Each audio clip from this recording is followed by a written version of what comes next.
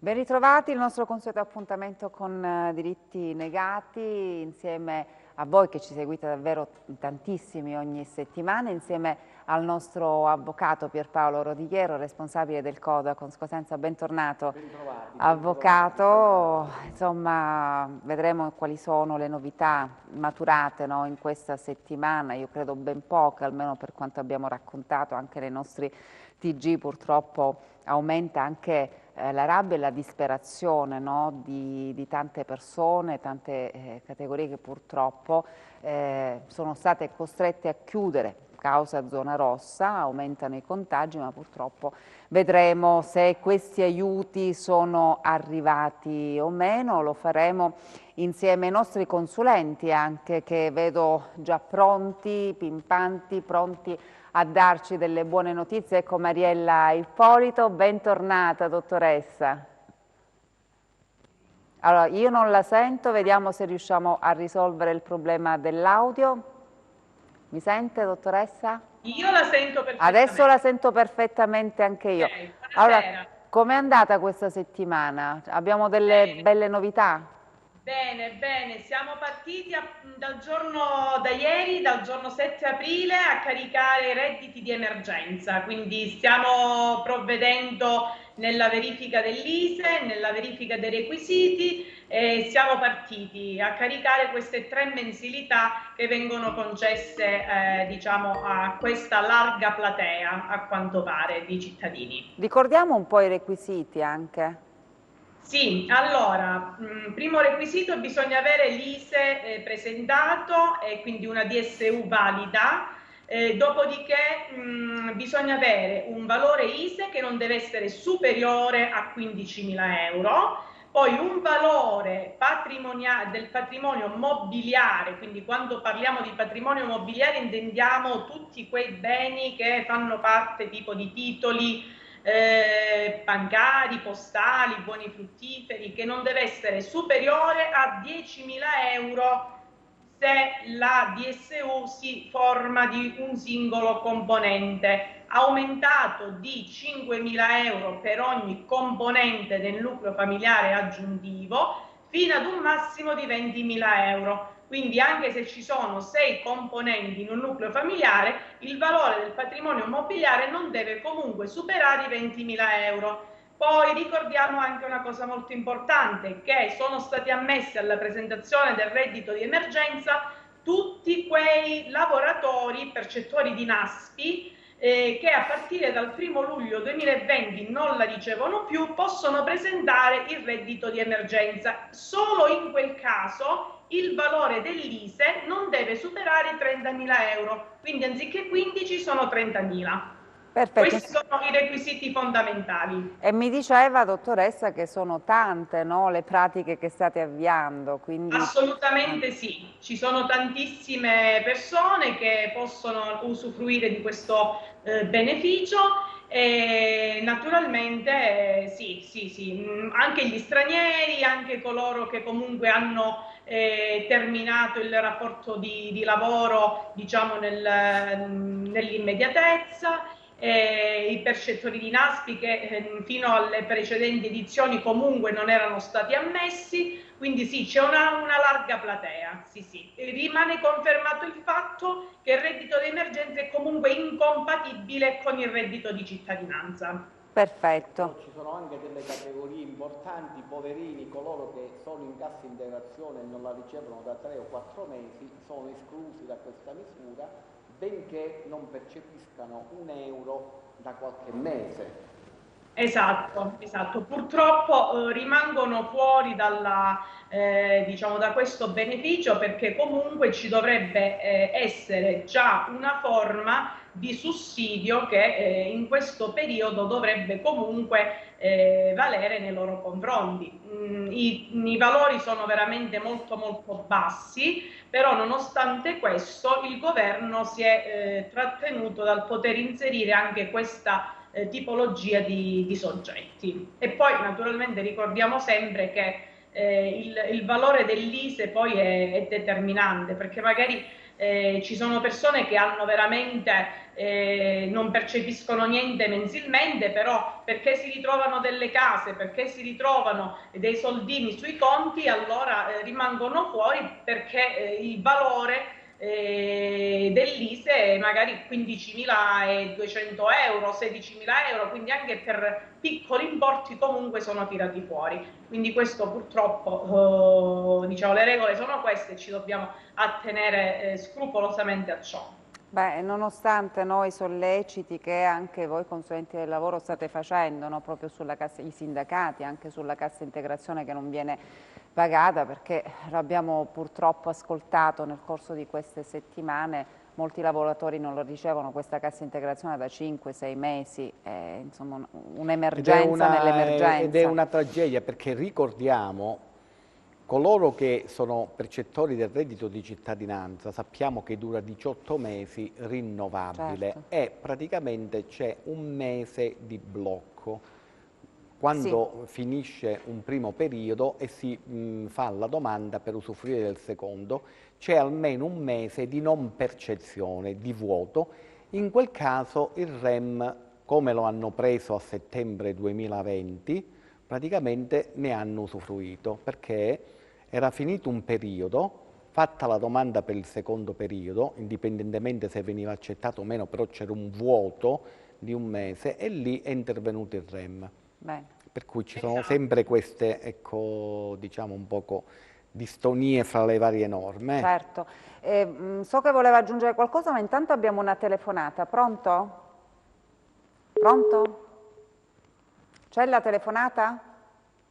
Allora, facciamo concludere la dottoressa Ippolito perché voleva intervenire. Volevo aggiungere però che ci sono comunque dei casi estremi, come veramente le persone che hanno avuto tipo 50 euro, 100 euro o poco più di cassa integrazione, che io comunque consiglierei di far fare una verifica a partire dall'ISEE, a partire da quello effettivamente percepito, perché siccome il decreto non è alquanto chiaro nei minimi dettagli, allora questi casi effettivamente estremi si devono comunque valutare a sé, perché ci sono situazioni, ad esempio, di persone che hanno avuto fino ad un mese fa il reddito di cittadinanza, che magari hanno fatto un piccolo lavoro intermittente di un mese dove hanno percepito 150, 200 euro, 300 euro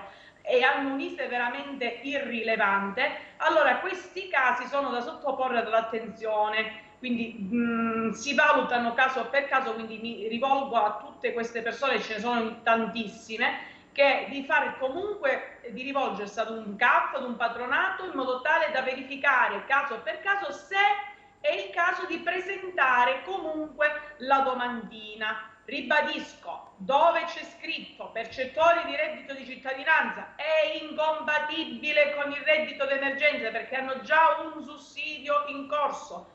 La cassa integrazione di 50 euro, di 70 euro, di 9 euro, quello è un caso a parte, perché siccome parla il decreto di una soglia che non va oltre il reddito di emergenza, che è 400 euro per la persona singola, 5,60 per due persone, 650 700 euro, quindi va a salire fino ad un massimo di 840 euro. Se il reddito nel periodo considerato è inferiore a questi importi, allora si potrebbe integrare. Quindi questi casi io consiglio a chi potrebbe farne parte di farli attenzionare ad un CAF, ad un patronato di fiducia, quel che sia, ok?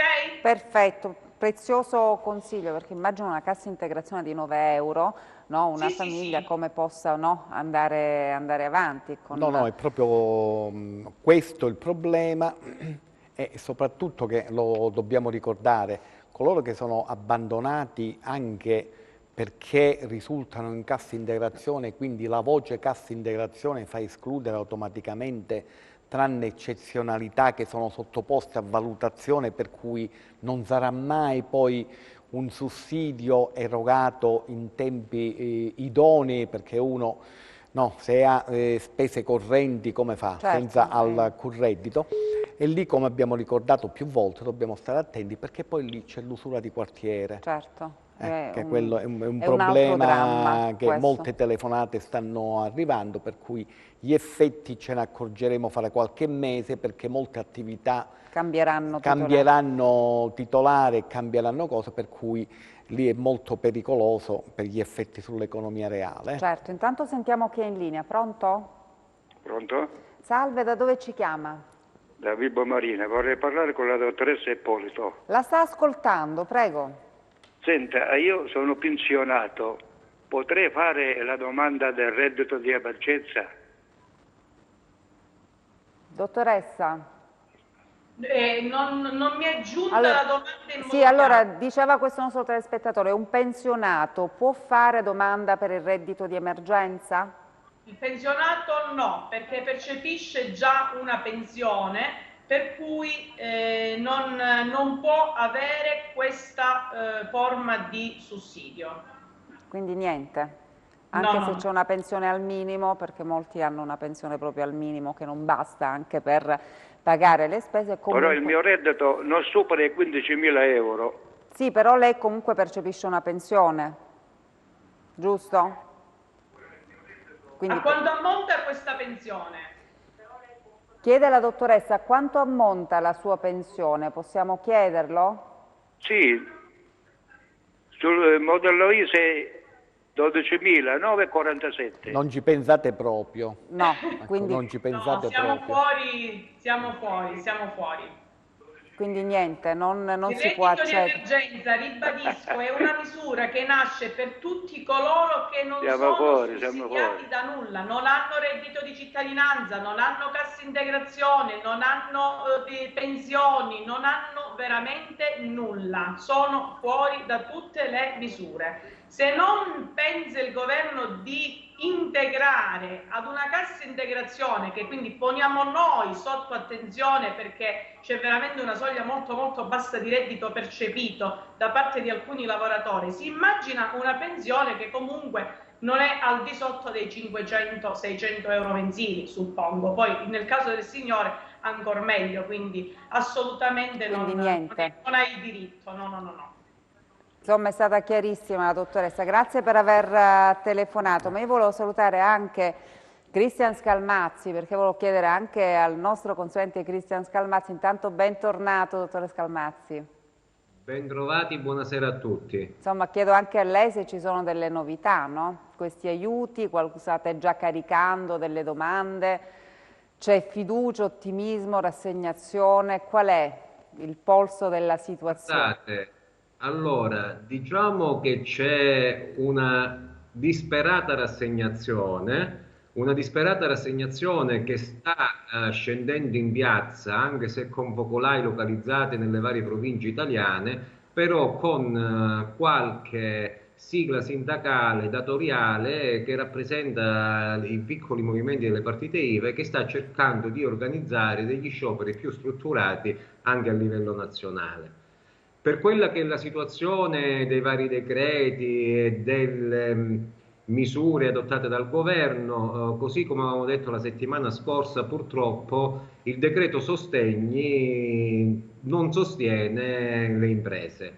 Sono molte le imprese che stanno rimanendo fuori dai aiuti, spesse volte anche perché si arriva al 29,60% e la perdita dovrebbe essere del 30%, quindi a fronte anche di importi consistenti di calo di fatturato annuale, le imprese non ricevono nulla. Quindi avevamo criticato tanto il famoso sistema dei codici Ateco, oggi ci rendiamo conto che il sistema dei codici Ateco forse era migliore del sistema attuale perché almeno andava a sostenere quelle tipologie di attività che per quel lavoro stavano subendo più di altri. Pensate ai parrucchieri oggi, pensate agli estetisti, essendo in zona rossa devono stare chiusi e in molti, essendosi dati di più poi, essendosi dedicati maggiormente al lavoro nei periodi di apertura, comunque non riescono ad esprimere quel 30% di perdita di fatturato. Una cosa buona e una notizia positiva qual è? Che oggi la Regione ha firmato il decreto di trasferimento fondi a Fincalabra per il pagamento del Riapri Calabria, la seconda edizione bis. Quindi ci saranno 44.039 imprese e professionisti calabresi che inizieranno a ricevere in questi giorni quel famoso contributo Covid di 1.500 euro. Almeno una buona notizia siamo riusciti a darla, dottore Scalmazzi. Rimanga sempre con noi, ma intanto salutiamo chi è in linea. Pronto? Pronto, buongiorno. Salve, da dove ci chiama? Della Cosenza. Benvenuta intanto, prego. Io sono una straniera rumena. Sì. Tengo un bambino in carico, non sono sposata. Tengo un reddito di cittadinanza che mi dà 280 euro. Reddito di cittadinanza, posso fare 200, chiedo l'emergenza scusa. anche io per il bambino. No, 280 euro di reddito di cittadinanza, è giusto? Sì, sì. Ok, poi chiedeva, signora? No, solo così, non lavoro per niente. Vivo solo con il reddito di cittadinanza. Sì. Il bambino quanti anni ha? 14 anni. 14 Ancora anni. non fatti. Quindi voleva sapere se c'è qualche altra cosa? Sapete che ci sono, per voi che percepite il reddito di cittadinanza, in automatico c'è il bonus gas, luce, acqua e quindi va in automatico, per cui basta che al patronato o presso dove avete depositato la pratica di reddito di cittadinanza, praticamente comunicate gestore e quant'altro, per cui questo bonus lo avete in automatico. Se voi avete una casa in locazione e il reddito di cittadinanza potete arrivare fino a 280 euro per il pagamento del solo canone di locazione, oltre a quello che percepite, 2,80 di reddito di cittadinanza, altrettanti li potete avere per pagare il canone di locazione, per cui penso che ne usufruite anche di questo, ecco. Quindi Basta avere un contratto di locazione regolarmente registrato, perché scendiamo un po' come cifra, mi pare 200 euro al mese, se invece avete un mutuo per pagare una casa, quindi quella quota vi viene data in aggiunta a quello che percepite di reddito di cittadinanza. Quindi per cui questo ci sono queste e ci sono, quindi diciamo non... Quindi, se la signora voleva sapere se ha diritto ad avere qualcosa in più, avendo un figlio... Guardate, l'unica cosa che che stiamo aspettando è perché c'è praticamente questo assegno unico per i figli, però diciamo c'è la copertura economica e quant'altro, però i decreti attuativi ancora dobbiamo vedere se c'è questo, però altre forme non c'è, perché voi siete già sussidiata, per cui non ci sono forme. Certo. Intanto la ringrazio per la telefonata, però noi cercheremo, come facciamo ormai da oltre 10 anni, di informarvi bene, buonasera. sulle novità. Intanto grazie davvero, in bocca al lupo per tutto, cioè alla signora, ma alle tante famiglie che davvero vivono delle situazioni drammatiche. Non so se abbiamo una telefonata, pronto? No, allora abbiamo delle domande che sono arrivate sul nostro numero WhatsApp che riguardano il reddito di emergenza. La prima domanda, questo nostro telespettatore chiede: può fare domanda visto che percepisce una pensione di invalidità di 287 euro? Ci risponde la dottoressa Ippolito? Allora, i percettori di pensione, suppongo sia una pensione invalida al 100%, quindi più che chiedere un reddito di emergenza dovrebbe naturalmente vedere di aumentare l'importo per quanto riguarda la pensione. Il reddito di emergenza non sorge per i pensionati, ribadisco, è un sussidio che viene erogato a chi non ha nessun tipo di entrata, quindi per i pensionati in generale non rientra nella categoria per poter avere questo tipo di sussidio.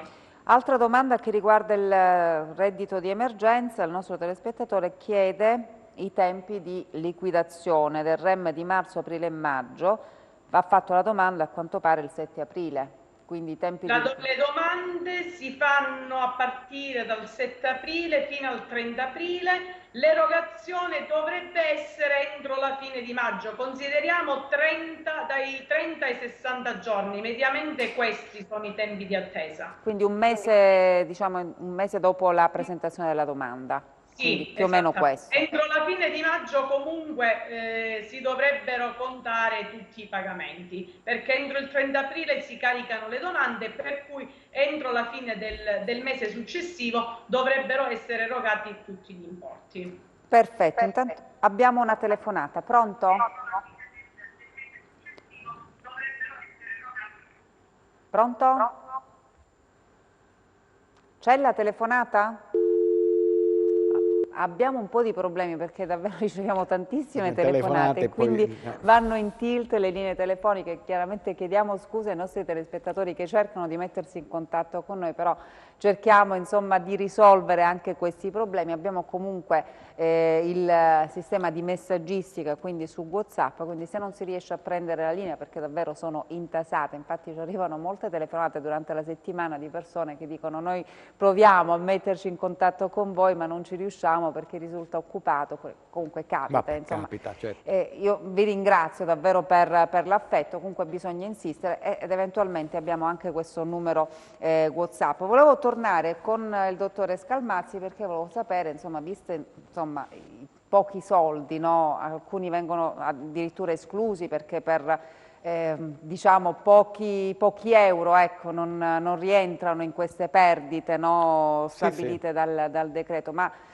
quante domande sono state fatte fino ad oggi? Cioè lei quante persone, quante aziende no, sta seguendo proprio per fare queste domande? Perché insomma chi non ci rientra, però c'è chi anche rientra e magari anche se pochi no, potrebbero prendere un po' di soldi, non servono magari a pagare neanche le bollette, però un minimo di aiuto potrebbe starci.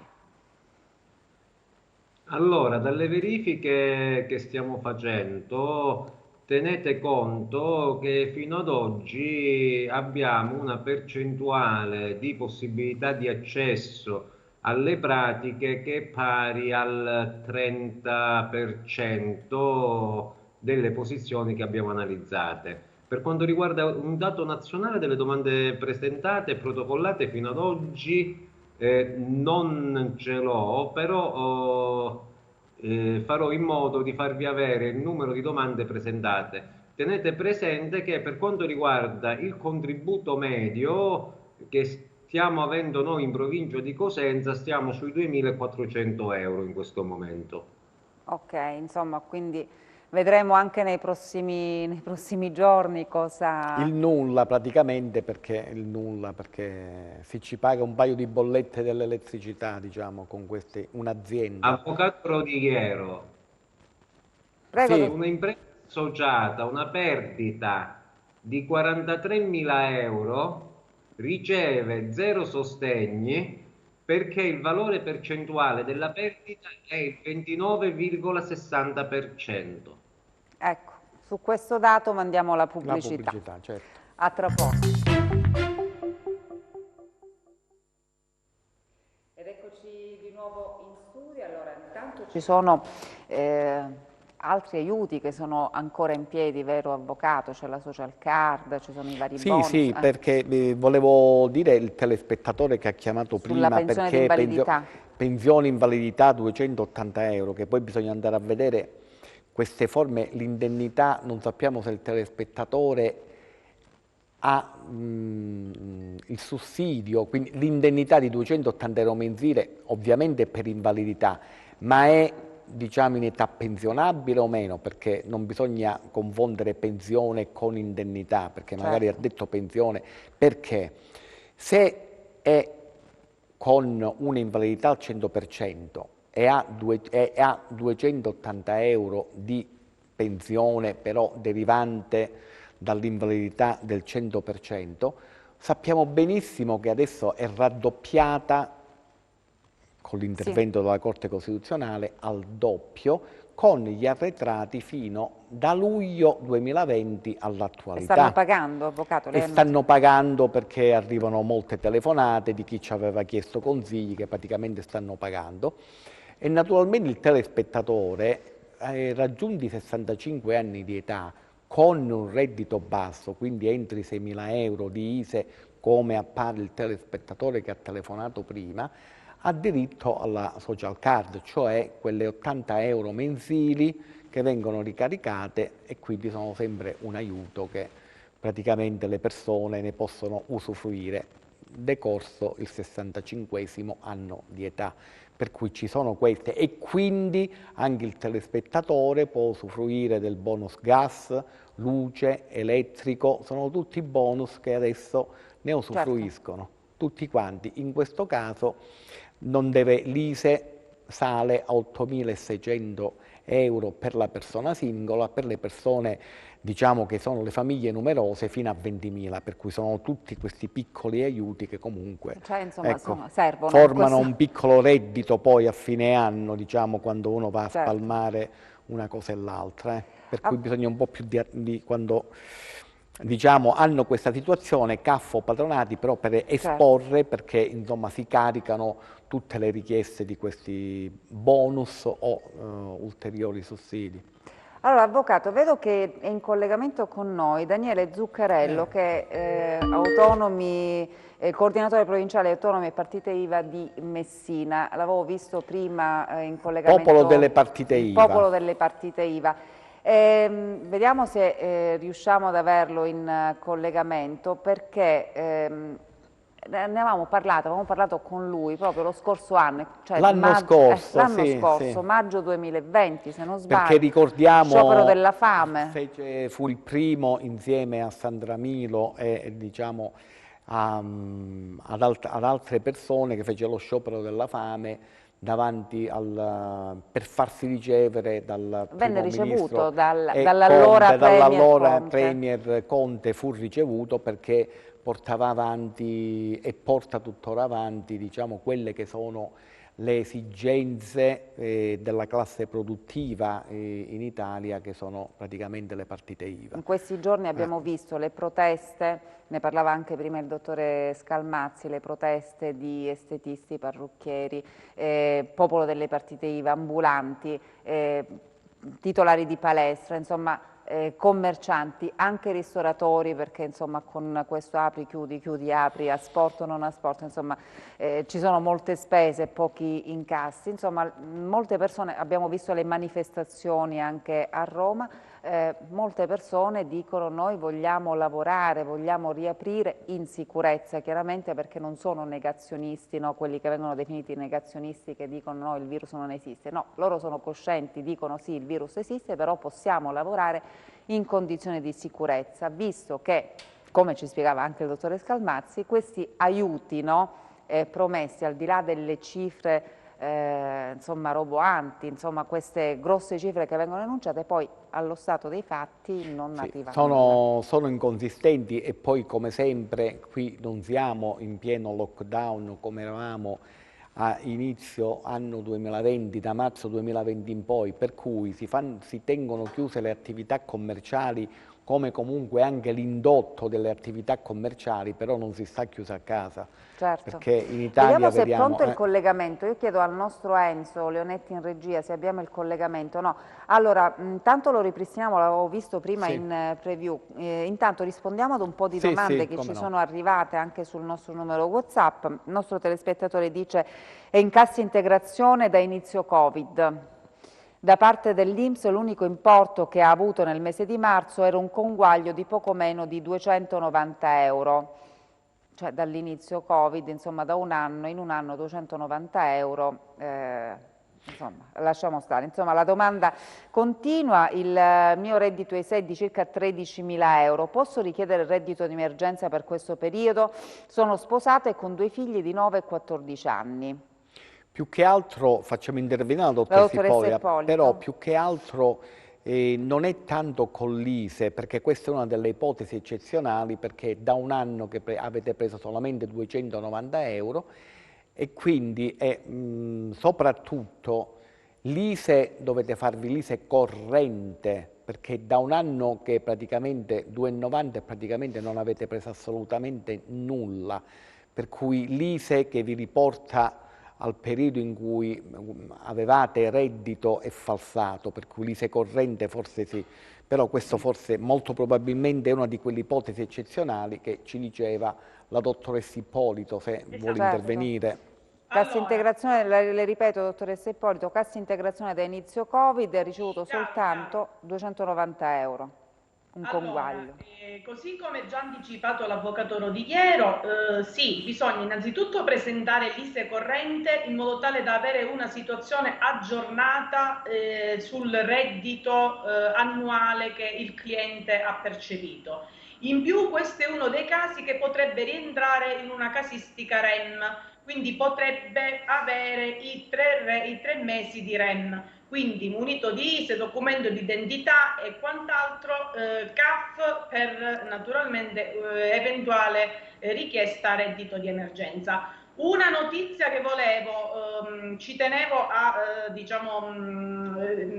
sottolineare, per quanto riguarda le pensioni, ribadisco, in genere sono inconciliabili con il reddito di emergenza, eccezione pensione di invalidità. Nel caso del signore di prima che ha chiamato, che percepisce la pensione di invalidità di 287 euro, nel suo caso potrebbe essere presentato il REM ad integrazione della sua pensione, quindi solo in questo caso. Perfetto, intanto abbiamo una telefonata. Pronto? Sì, io volevo parlare con l'avvocato. Da dove ci chiama? Chiedo scusa, non ho capito bene. Avvocato, buongiorno alla trasmissione, a tutti. Sono Michele da Rossano. Da Rossano, perfetto. Michele da Rossano. Perfetto, faccio la domanda, signor Michele.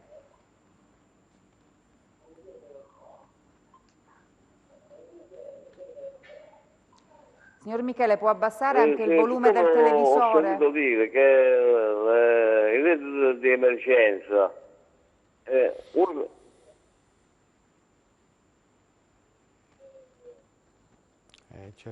il ritorno. Allora facciamo così, faccio la domanda velocemente, abbassi il volume del televisore così diamo una risposta immediata e poi saluto Daniele Zuccarello che vedo pronto per il oppure lo telefoniamo subito se sì. non si... Vediamo se riusciamo ad avere questa telefonata. No, niente, allora saluto Daniele Zuccarello, io sono contenta, intanto bentornato con noi. Salve, dopo un anno, più o meno era a maggio dell'anno scorso quando ha iniziato lo sciopero della fame, venne ricevuto dall'ex Premier Conte le istanze del popolo delle partite IVA, insomma in un anno che cosa è cambiato a parte il Premier? Cosa è cambiato? Vuole che sia volgare? Perché non possiamo essere. Siamo in una fascia, no, assolutamente.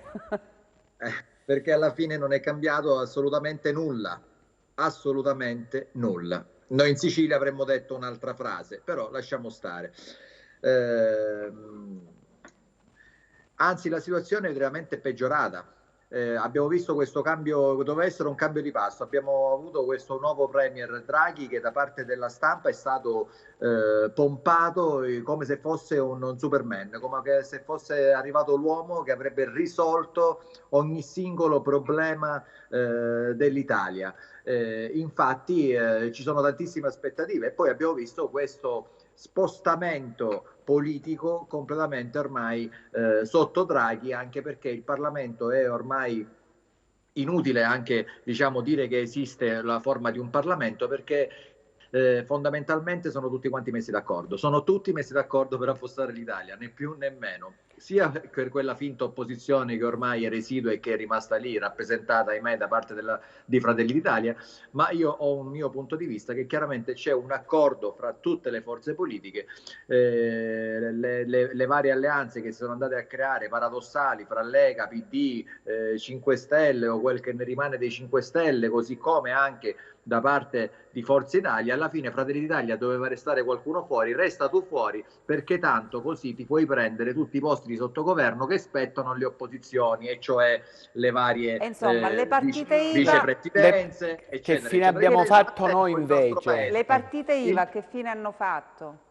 Le partite IVA stanno andando sempre più in fondo, come sta andando più a fondo il nostro paese. Le partite IVA stanno andando ormai in una situazione che è, possiamo dire, quasi irrecuperabile per alcuni punti di vista. Questi ristori che oggi si chiamano sostegni, li possiamo cambiare il nome, ma sono veramente una vergogna. Anche l'ultimo decreto sostegni, se lei ben si ricorda, io andai quella volta dello sciopero della fame, andai a parlare con Conte proprio prima che facessero il primo provvedimento come del primo decreto ristori, dichiarando appunto che era fatto male e che dava una forma di disequilibrio, che c'era uno squilibrio fra le varie tipologie di attività, proprio per come stavano facendo e rapportando quel famoso ristoro, il primo ristoro che era rapportato a una mensilità di marzo dell'anno precedente. Oggi anche questo decreto sostegni, che alla fine lo vogliono far apparire con questo decreto che è pari al 60%, che alla fine il 60% non è, perché poi facendo i calcoli deve essere rapportato a un 12esimo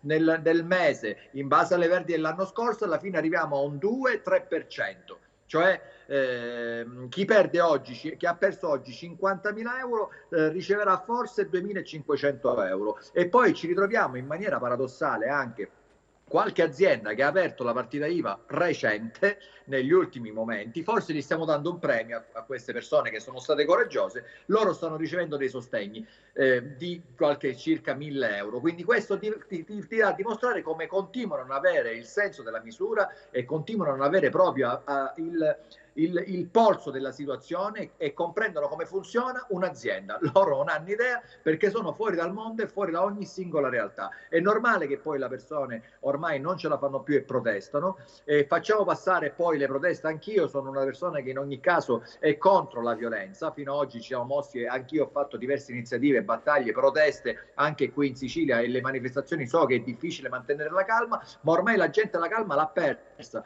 È chiaro che poi gli animi si possono scaldare, può succedere quello che è accaduto qualche giorno fa a Roma, però far passare che quella gente erano estremisti o che c'era gente violenta, eccetera, eccetera, io penso che quelli sono padri di famiglia, ormai disperati, esasperati da questa situazione, e ci sono categorie che sono completamente ormai massacrate totalmente, probabilmente si cancelleranno dalla faccia della terra. Si sta cambiando il metodo anche di lavorare, di come dover continuare a svolgere la propria attività. Però io ripeto sempre, ma un bar, una pasticceria, un ristorante, che cosa pensano che debba fare nel suo futuro? La granita da telematica, la matriciana telematica, che cosa pensano che dobbiamo andare a fare? Un bar, un ristorante, un pubblico esercizio? E così c'è anche il mondo per esempio delle calzature, le fabbriche che rappresentavano il made in Italy nostro, ok, di questa forma di produzione, bloccate totalmente, perché chiaramente gli eventi che si andavano a creare anche relativamente alla moda, alle presentazioni, alle fiere, eccetera, eccetera, sono tutti quanti crollate. Quindi c'è un meccanismo che ormai sta andando a quel paese e non se ne rende conto nessuno. Quindi io è chiaro che interrompo un attimo perché abbiamo una telefonata, sì, perché poi voi chiedete sostanzialmente di tornare a lavorare, visto che gli aiuti insomma sono pochi o addirittura non ci sono, voi chiedete di tornare a lavorare in sicurezza. Ne parliamo tra poco, perché prima vorrei salutare chi è in linea. Pronto? Sono sempre quello di prima, sì. Federico Michele di Rossano. Allora, ci faccio la domanda. Non riusciamo a parlare con il nostro telespettatore da Rossano. Riesce a fare la domanda e abbassare sì, soprattutto il volume del televisore? Che... Se abbassa il volume del televisore e ascolta attraverso la cornetta, riusciamo probabilmente a capirci meglio. Prego. Avvocato, siccome ho sentito dire che perché c'è il reddito di emergenza. Il reddito di emergenza? Sì. Lei vuole sapere se ha diritto... C'è il reddito di cittadinanza, può fare una domanda. Può fare la domanda come? Io non ho capito in che condizione si trova. Cioè lei è senza reddito completamente? Sì. Non ha completamente reddito? Sì, ma se uno c'è il reddito di cittadinanza... No, quello ve lo diciamo, non... Se uno ha siete reddito... già sussidiato, per cui statevi tranquillo, non ne potete usufruire. La dottoressa Ippolito è stata molto chiara, insomma, che è incompatibile la misura del reddito di emergenza con il reddito di cittadinanza, quindi niente, se uno già percepisce... capito, grazie avvocato. Niente. Grazie a lei. Volevo tornare da Daniele Zuccarello perché questo, insomma, voi chiedete di tornare a lavorare, giusto, in sicurezza, perché è possibile tornare a lavorare in sicurezza, riaprire? Assolutamente sì. Mi può spiegare qual è la differenza che c'è se oggi, quando entriamo in un tabacchino e siamo in 3 all'interno di un tabacchino e stiamo entrando dentro un tabacchino, si può entrare, ma nello stesso modo non posso andare nel ristorante accanto di 300 metri e fare la stessa identica cosa che sto facendo in un tabacchino o in una farmacia, così come anche nel più accanto mi sposto e devo entrare per comprarmi un paio di scarpe o per un vestito. Cosa cambia rispetto ad alcune tipologie di attività che qualcuno ha dichiarato che sono essenziali rispetto ad altre che ha stabilito che non sono essenziali e quindi ha decretato la fine di quelle attività? Vorrei capire quale sia la differenza. È normale, ci sono delle cose che sono paradossali, che tutti quanti noi non le abbiamo mai comprese, nessuno, ma sono lì, lo fanno da un anno che stanno completamente distruggendo il paese e l'economia di questo paese, la piccola economia. Ci sono città, e soprattutto noi al sud, parlo della Calabria, che è molto simile, chiaramente nelle stesse condizioni anche come può essere la Sicilia, che noi viviamo sì da un lato di turismo, che viviamo anche di piccole realtà e non di fabbriche o di grosse aziende, ma appunto della piccola attività del piccolo imprenditore. Questo è il nostro circuito economico, al di fuori poi di quella parte che riguarda l'aspetto pubblico, perché noi abbiamo solamente questo al sud. Quando ci stiamo togliendo questo eravamo già in una situazione di crisi e di recessione già pre-Covid, e figuriamoci quello che sta succedendo adesso. Io nella città di Messina, quando cammino per strada, mi ritrovo la zona centrale completamente chiusa, dove ci sono soltanto botteghe con scritto affittasi, chiusa attività e affittasi. E stiamo parlando del centro della città. Ripeto, la possibilità di poter aprire c'è, perché alla fine siete voi che avete stabilito le misure e le contromisure che dovevano fare le varie aziende e i vari imprenditori. Siete voi che avete dettato le regole. Noi tutti quanti siamo rimasti lì a sottostare a quelle regole che voi avete imposto e non riusciamo a comprendere perché da qualche parte vanno bene le regole e da qualche altra parte le regole non vanno bene. Ripeto, dentro un aereo si può andare, ma per vedere un film al cinema non si può andare, o al teatro no, ma stare tutti quanti attaccati dentro l'aereo si può fare. Queste domande ce le siamo fatti tutte, tutti quanti ci siamo dati una risposta. Il punto è che questa è la situazione. Alla fine stanno puntando, e quando parlano di aziende parlano solo ed esclusivamente: dobbiamo fare il vaccino, dobbiamo vaccinarci, se non facciamo i vaccini non usciamo da questa situazione. Poi alla fine ci stiamo ritrovando che anche in questa situazione stanno facendo la loro attività in maniera pessima, perché anche nella campagna vaccinale è vergognoso il modo come sta interagendo l'Italia, lasciando stare quello che sta succedendo con AstraZeneca, ma anche nei metodi. Cioè alla fine le persone più fragili erano le persone anziane. Perché non stiamo cominciando dalle persone anziane e poi andando via via invece di fare a categorie? Perché a una categoria si dà un vaccino, a un'altra categoria si dà un altro vaccino? Tutte queste cose a chi oggi è un essere pensante ci riflette, 2 domande se le fa e si dà determinate risposte che alla fine sono quelle che non piacciono, ma loro vogliono soltanto farci credere qualcosa che non è in quel modo e stanno addirittura coprendo tutto una situazione di una mala gestione fatta da parte di questi signori di quest'ultimo anno, che hanno speso i nostri soldi in una maniera vergognosa, partendo dai banchi delle rotelle al cashback, alle ultime stronzate, perdonatemi il termine, che sono state fatte proprio negli ultimi periodi, che sono sempre per colpire esclusivamente le aziende. E quindi di che cosa stiamo parlando? Quindi di che cosa vogliamo più parlare? Ormai gli animi sono caldi e loro continuano sempre a trasferire il problema di mese in mese, dichiarando state tranquilli, il mese prossimo riapriamo, il mese prossimo succederà questo, e si vive soltanto di aspettativa e di speranza, pensando che le cose cambiano da un mese all'altro, poi il mese successivo si ritorna sempre punto e da capo. Quest'estate, ve lo posso assicurare, non sarà come l'estate scorsa. Quest'estate, anche con tutte le buone aspettative e tutto quello che loro ci fanno credere, non sarà. Io la vedo veramente negativa e non la vedo in questa maniera positiva. Intanto mi permetto di salutare anche l'avvocato e anche l'amico Franco Parisi che è lì direttamente a Cosenza. L'ho visto l'avvocato prima di sfuggita dalle immagini perché mi sono collegato soltanto adesso, l'avvocato Rodichero, che lo saluto, che è da tanto che non ci vediamo, e spero che ci vediamo presto lì in Calabria. Certo, come no, per dare buone no. notizie. Rimanga sempre con noi perché abbiamo un'altra telefonata. Pronto? Sì, buon pomeriggio. Salve, da dove ci chiama? Salve, io chiamo da Roccella Ionica, sono Massimo Misiti e sono una partita IVA. Sì. Siamo già sentito un'altra volta. Chiamo solo perché sono vicino al collega siciliano, perfettamente sposo tutto quello che lui ha detto, né più e né meno, anzi aggiungo qualche punto in più, perché il ristorante, questo CTS, non ci fa aprire. Il bar non si può aprire e non si capisce dopo aver investito dei soldini, non tanto, perché non ho capito perché, come dice giustamente, al supermercato non si prende il Covid, che sono ammazzati, e da noi nel bar e nel ristorante, guarda caso, c'è il Covid. Però il Covid esce quando siamo in zona gialla dalle 18 in poi, perché fino alle 18 non esce. Esce dopo e non ci fa proseguire la nostra attività. Soldi non ne mandano ed è giusto che siamo nel punto non ritorno, ma io parlo a nome di oltre 300.000 partite IVA che stanno per chiudere, più quelli che chiuderanno più avanti. E poi dico io, la speranza, questa speranza, è possibile che non abbiamo più come vivere, le famiglie sono all'astico, non riescono più, non possono fare reddito d'emergenza, non possono avere cittadinanza. Come fanno con le spese che proseguono? Io ho chiamato solo per solidarietà al collega siciliano e mi auguro che quelle proteste incominciano a sentirsi, perché noi dobbiamo aprire, perché siamo sul punto di non ritorno. Grazie, complimenti per la trasmissione. Grazie a lei. Saluto anche Daniele Zuccarello perché fra poco dobbiamo andare anche in pubblicità. Insomma, speriamo nelle riaperture al più presto in sicurezza e soprattutto speriamo davvero di lasciarci alle spalle questo periodo di emergenza sanitaria e di emergenza economica. Grazie a Daniele Zuccarello. Grazie a voi, come sempre.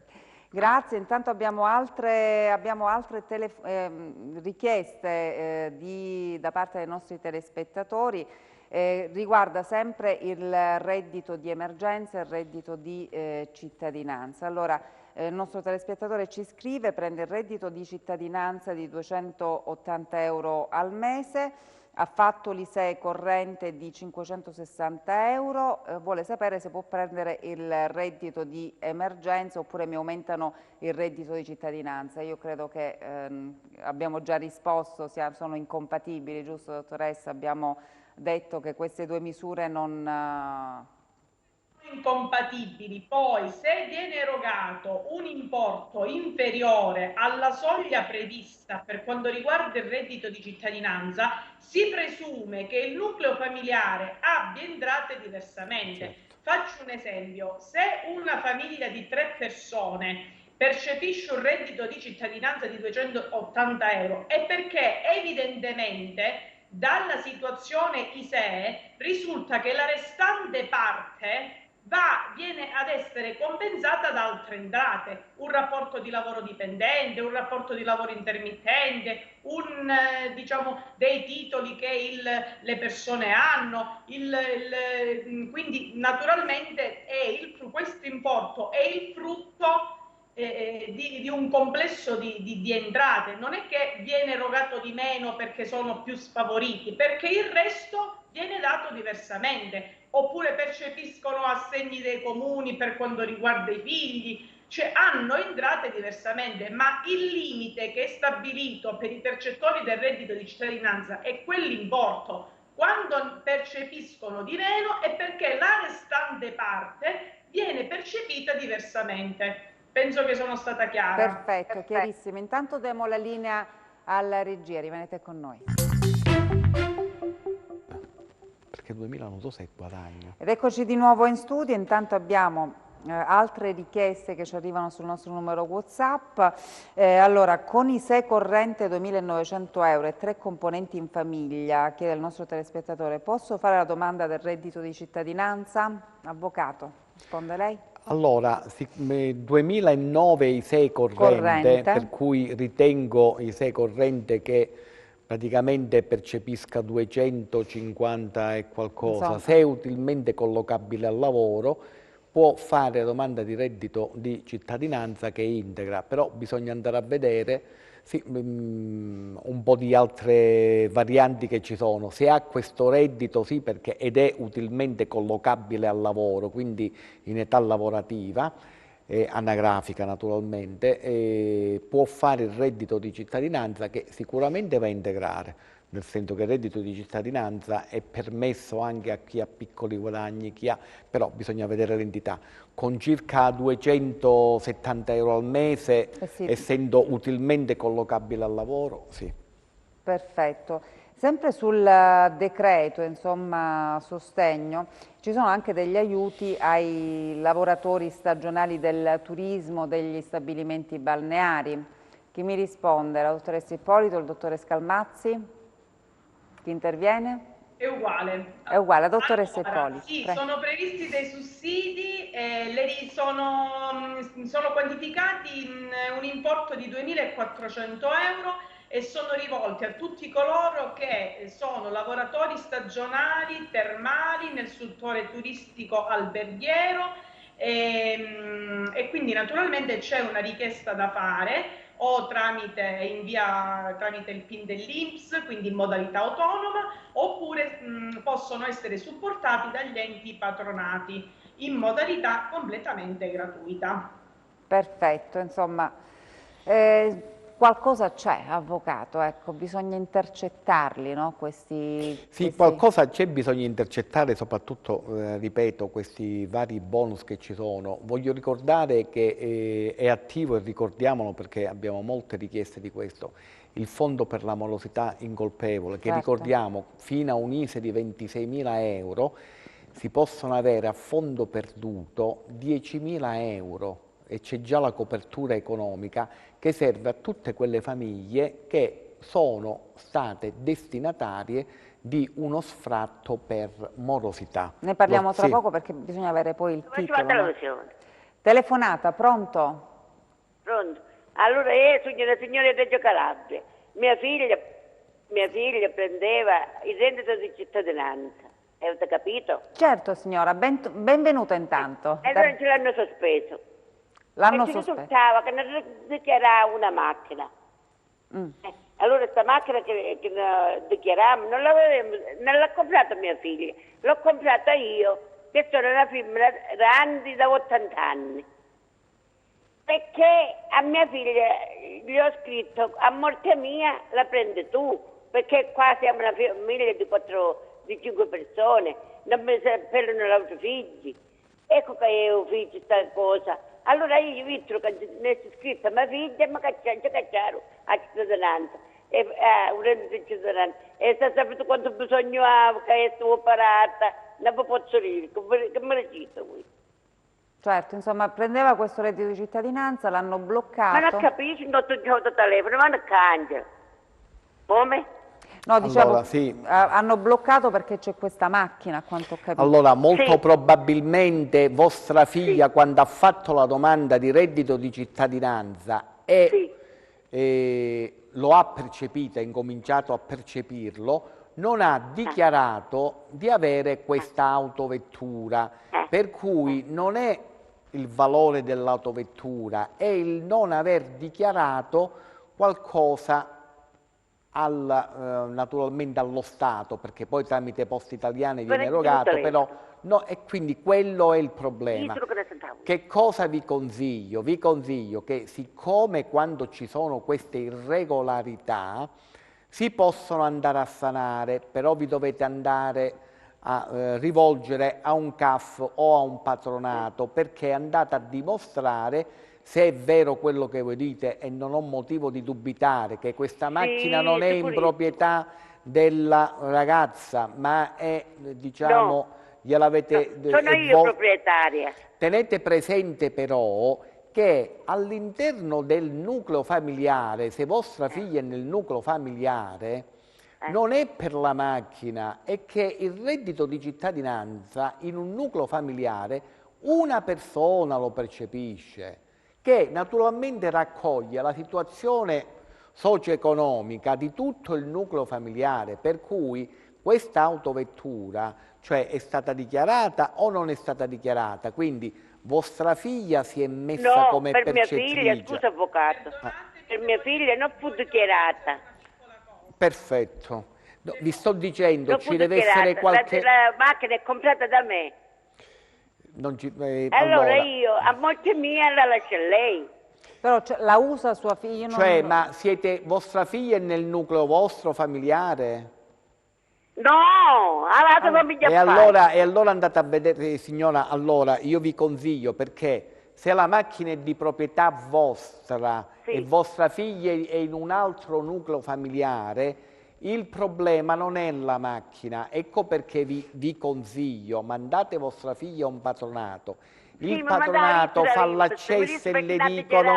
Se posso aggiungere una cosa, Sì, che la dottoressa Ippolito vi aggiunge una cosa, prego. Allora, il problema dell'autovettura è questo: molto probabilmente non è solo il blocco del reddito di cittadinanza perché non è stata dichiarata la macchina. Un requisito di esclusione per il reddito di cittadinanza è quando si possiedono autoveicoli che sono superiori a 1600 di cilindrata e sono stati immatricolati nei 24 mesi precedenti alla richiesta di reddito di cittadinanza. Quindi il problema è che molto probabilmente l'autovettura è nuova e o non è stata inserita nell'ISE e poi è stato praticamente verificato questo, e automaticamente c'è stata la decadenza dal beneficio. A mio parere è questo quello che è successo, perché se la macchina è stata intercettata, la macchina è proprietario un componente di quel nucleo familiare, altrimenti non si poteva avere la decadenza dal beneficio. Perché la signorina non è nel nucleo familiare della proprietaria, ecco perché ci deve essere dell'altro, non l'autovettura, perché non è nel nucleo familiare. Quindi bisogna vedere, perché la macchina è intestata alla mamma. Nella mamma in un altro nucleo familiare, quindi la percettrice che gliel'hanno sospeso, dubito che sia per quell'autovettura. Quindi deve andare a vedere, perché è un nucleo familiare a parte. Perfetto, signora. Quindi deve andare sicuramente ad un CAF o un patronato per vedere se c'è dell'altro, perché questa macchina... Cosa devo fare? La vostra figlia si deve recare presso un patronato o un CAF e praticamente lì faranno un accesso sulla posizione di vostra figlia e si faranno mandare anche il perché è stato sospeso il sussidio, il reddito di cittadinanza, però dovete mandare vostra figlia. Va bene signora, poi ci faccia sapere, perché insomma sicuramente ci sarà qualcos'altro, ecco, qualche altra cosa che sicuramente sarà sanata, perché se la figlia della signora ha avuto il reddito di cittadinanza, quindi deve essere successo qualcos'altro, perché sicuramente non è per una macchina che non è proprietaria ed è proprietaria non nel nucleo familiare, ma in un nucleo familiare che diciamo separato, per cui non sarà la macchina. Sicuramente. Signora, poi chiaramente ci faccia sapere, il consiglio nostro è quello di andare a un CAF o un patronato proprio per controllare, no, questa documentazione e vedere i motivi per i quali e accedere sulla posizione. Signora femmina anziana, ti ringrazio tanto, ma non capisce niente. Signora, ci faccia sapere, in bocca al lupo, vediamo. Sì. Grazie signora. Allora, concludiamo il discorso sulla morosità incolpevole, dicevamo c'è bisogno però del titolo di sfratto, no? Sì, bisogna avere lo sfratto per morosità, ecco, e quindi con un ISE fino a 26.000 euro si possono avere fino a 10.000 euro per sanare, quindi per pagare il proprietario. Voglio ricordare che sarà paradossale, però, mentre Reggio Calabria ha fatto già i bandi perché c'è la copertura, quindi i comuni non spendono assolutamente nulla, qua vicino a noi abbiamo Montaltofugo. Purtroppo devo registrare che Cosenza, per esempio, ancora non c'ha la modulistica, benché è una norma già con copertura finanziaria e quant'altro. Per cui, siccome in questo anno di crisi moltissime persone si sono trovate in questa situazione, benché c'è il blocco degli sfratti fino a fine giugno, salvo ulteriori proroghe, però è una misura questa perché solleva le persone che sono in locazione e naturalmente ristora anche i proprietari delle abitazioni, per cui ecco, coloro che si trovano in questa sfortunata situazione ne devono approfittare. Certo. Intanto salutiamo chi è in linea. Pronto? Pronto? Pronto? Salve, da dove ci chiama? Scusate, io l'ho aperto in questo momento la televisione, non ci sono stati in casa, sono uscito. Vi facciamo un riassunto se volete. Volevo sapere, se avete parlato per l'affitto.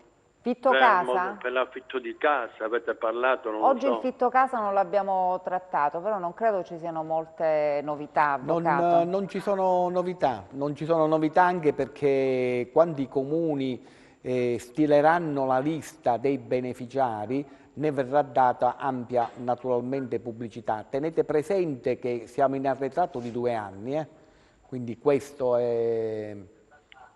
Ancora niente, insomma. Non so da dove telefonate, però ecco... Da dove ci chiama?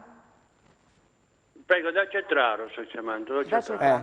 È in arretrato di 2 anni, Ma non solo Cetraro, No, è chiamato da Cetraro. Sì, ma perlomeno in Calabria questa è la situazione, ecco.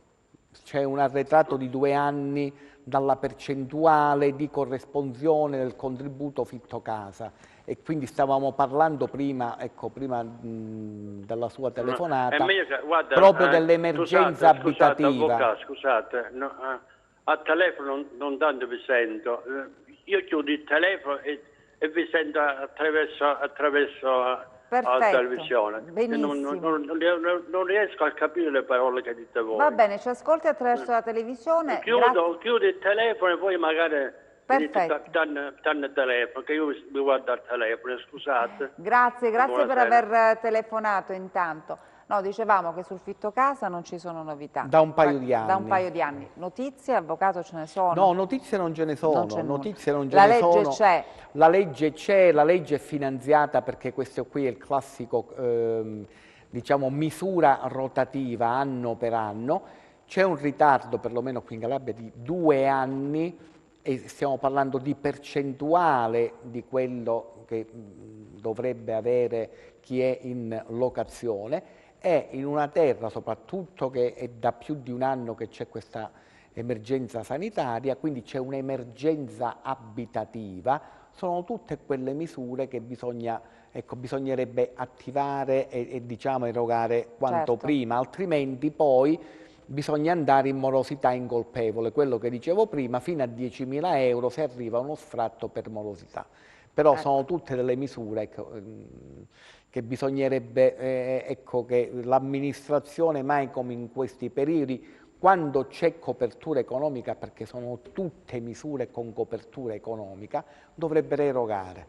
Come il famoso credito sociale. Il credito sociale che siamo praticamente 5-6 anni sono passati, fino a 10.000 euro praticamente non si sa più nulla, con copertura economica. Quindi qualcuno forse... Qualcuno è riuscito a prenderlo e serviva per pagare le rate delle finanziarie, rate bancarie, ausili medici e quindi quant'altro. C'era 5 anni fa magari l'esigenza di una famiglia era l'esigenza della famiglia erano queste, però erano 10.000 euro, erano 10.000 euro da restituire a tasso zero, per cui agevolatissimo, cioè praticamente non se ne sa più nulla.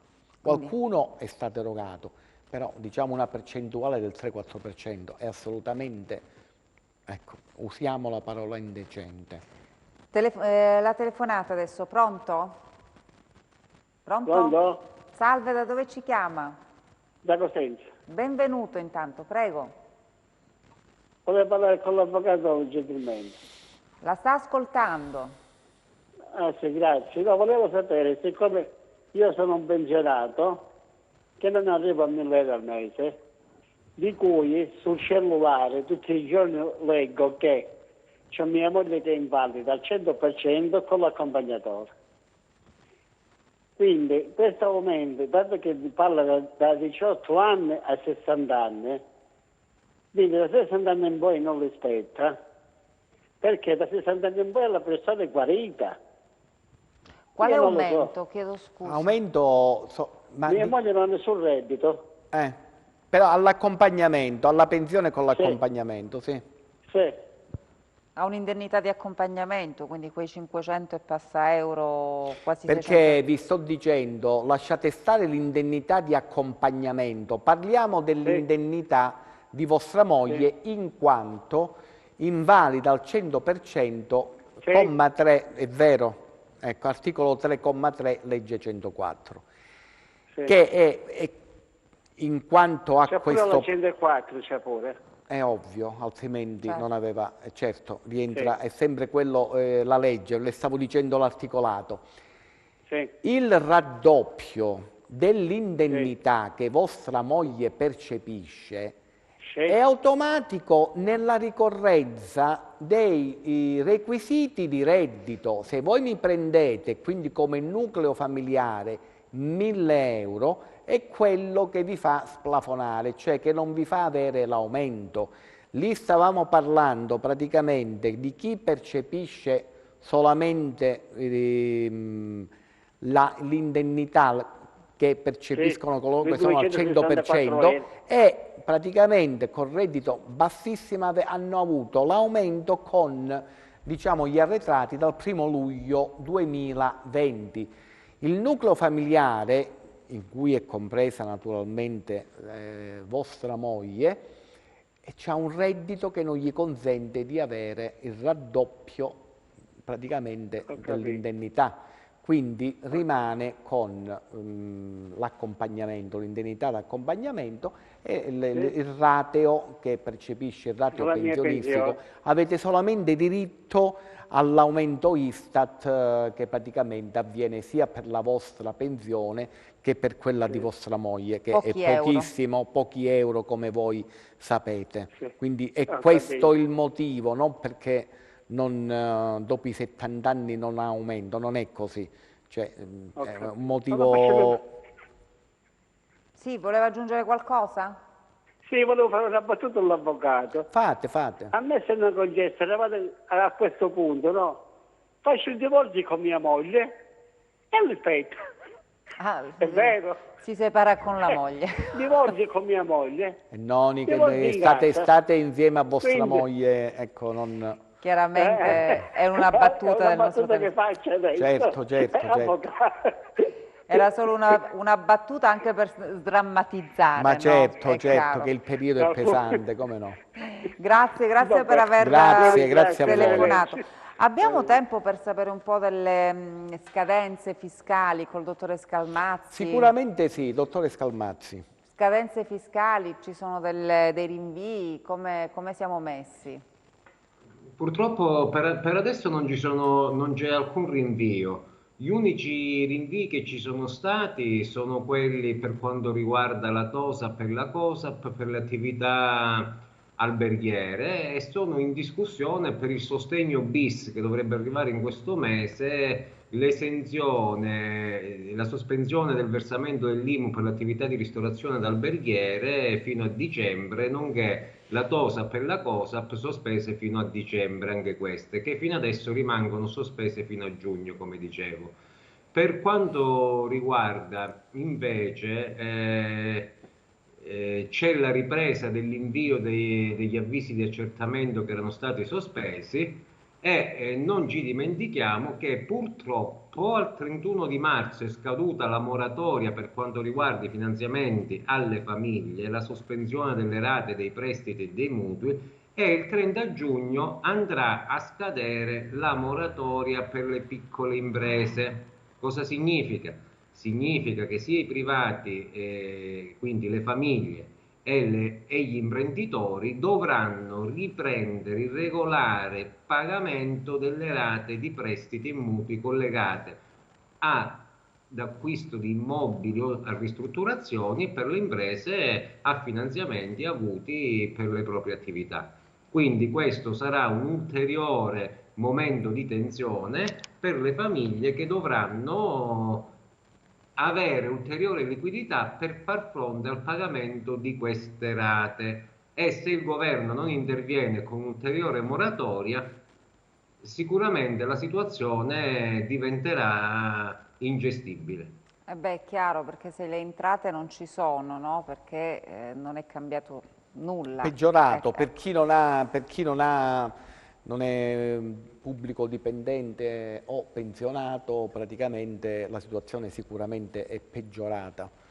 Quindi... Avvocato, e tenete presente di una situazione: se io devo pagare la rata e non ho la liquidità e comunque la banca effettua il pagamento mandando in rosso il conto corrente, ci sono le normative EBA entrate in vigore a gennaio, che se il correntista entro 90 giorni non rientra dei 100 euro per i soggetti privati e non rientra nel tetto dei 500 euro per i soggetti con partita IVA, c'è la segnalazione a sofferenza all'interno del sistema creditizio. E quindi è escluso da qualsiasi possibilità di credito, di accesso al credito, e quindi alla famosa generazione che sarà rovinata a vita, e quindi saranno delle ricadute disastrose. Oddio, insomma... Questo giusto per dare un momento di ilarità alla trasmissione, ecco così. Ecco. Mi sarebbe piaciuto chiudere con una buona notizia. Con una buona notizia. Buona notizia che praticamente è sempre in vigore il bonus bebè, per cui quando c'è una nascita, oltre ad avere soldi dallo Stato, per cui approfittatene, è sempre la misura, è sempre... Dica. Comunque, volevo ricordare una cosa: fra poco inizierà il periodo delle dichiarazioni fiscali, perché comunque gli adempimenti tributari non sono sospesi, e per chi si ricorda il vecchio bonus vacanze, ricordo a chi ha usufruito del bonus vacanze ed ancora non lo ha speso, che devono recuperare quel 20% di cui non hanno usufruito nella dichiarazione dei redditi. Perfetto, allora ne parleremo. Inoltre una comunicazione al volo: ci sarà un nuovo bando per sostenere l'occupazione della Regione Calabria, che prevede incentivi da 25 a 100 mila euro per singola impresa per il sostegno dell'occupazione all'interno delle imprese calabrese colpite dal Covid. Benissimo, allora questa è una buona notizia che ne approfondiremo chiaramente la prossima settimana, perché il tempo a nostra disposizione è terminato. Allora io ringrazio il dottore Cristian Scalmazzi, grazie per i consigli, grazie alla dottoressa Mariella Ippolito, come sempre. Buona serata e grazie a voi. Alla prossima, grazie al nostro avvocato Pierpaolo Rodighero, ci vediamo prossima settimana. Perfetto. E grazie anche a voi che siete rimasti in nostra compagnia.